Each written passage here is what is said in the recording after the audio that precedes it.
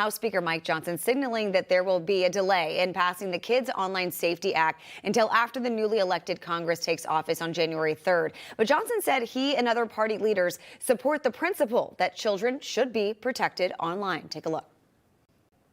We have to take some initiative on this. There's been some great work done on KOSA.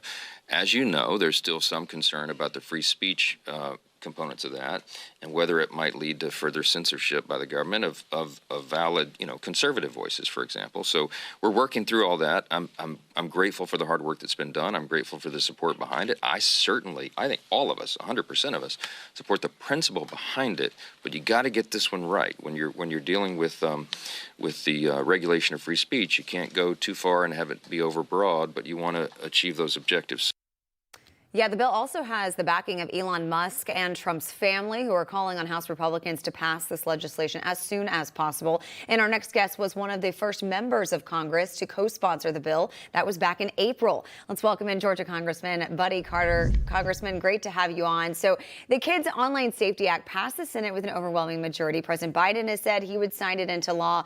But you heard House Speaker Mike Johnson say it will likely be taken up when the 119th Congress is sworn in. How confident are you that this will pass? Well, I'm very confident, and I'm very confident that it needs to pass. I agree with the speaker. This is something we've got to do. My dad always told me, when you don't do something, you're doing something, and we're doing something. We're allowing these platforms to really influence our children. 93% of teenagers are on social media, and the influence that it's having on them is significant. Don Jr. has said that he wants to see it. Elon Musk. They're no different than I am. They're both fathers who love their children and want their children to be protected. And that's what we're trying to do here. Yes, it is important that we get it right. I agree with the speaker. We have to make sure we're protecting free speech. But at the same time, we need to make sure that we are holding these platforms accountable, that we need to make sure that parents are in charge, not Mark Zuckerberg. Yeah, absolutely. And so you mentioned the free speech there. I know Speaker Johnson says there's still some concern about that free speech component, whether it might lead to further censorship by the government and conservative voices. Do you share the same concerns? How can this be fixed and done right? Well, it can be fixed and done right. And yes, I do share the same concerns. All of us want free speech. I mean, I don't think you'll find anyone up here who is opposed to it. But at the same time, there is a balance and there is a fine line, agreed. But it can be done, and it needs to be done. It has to be done. Children are suffering. They're suffering from anxiety because of the content, from depression, eating disorders, all of those things. We know that children are being trafficked online.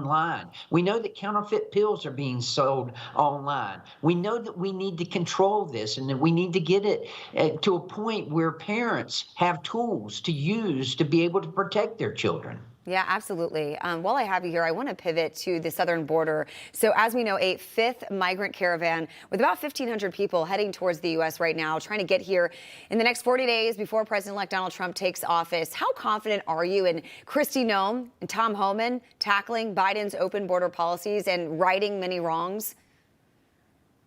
Oh, let me tell you, I served with Kristi Noem, and I know her well, and I will tell you she's a good friend. She'll do an excellent job. And Tom Homan is a grand slam. Let me tell you, I cannot think of anyone better to handle this situation than Tom Homan. I've met him numerous times, and I'm so impressed. I'm very anxious. I'm very optimistic about what these two are going to be able to do with our southern border. Yeah, absolutely. And since the murder of Laken Riley in your state, you have said every state is a border state, seeing the firsthand effects of this open border. Trump has said his priority on day one will be the border. He is expected to sign multiple executive orders on day one. How important is that? It's important. It's one of the things the American people said when they overwhelmingly elected Donald Trump as president. And they said, we want that border secured. They said, we don't want this happening again to Laken Riley. And it should have never happened in the first place. Georgians know that. Georgians will remember that. And we want to make sure it doesn't happen to another family. What this family has been through is something that no family should have to go through. And I will tell you, this is at the expense of the Biden-Harris administration and their policies. Yeah, absolutely. Congressman Buddy Carter, always great to have you on. Thanks so much. Thank you. Information. Truth is freedom. Is Newsmax. It's real news for real people.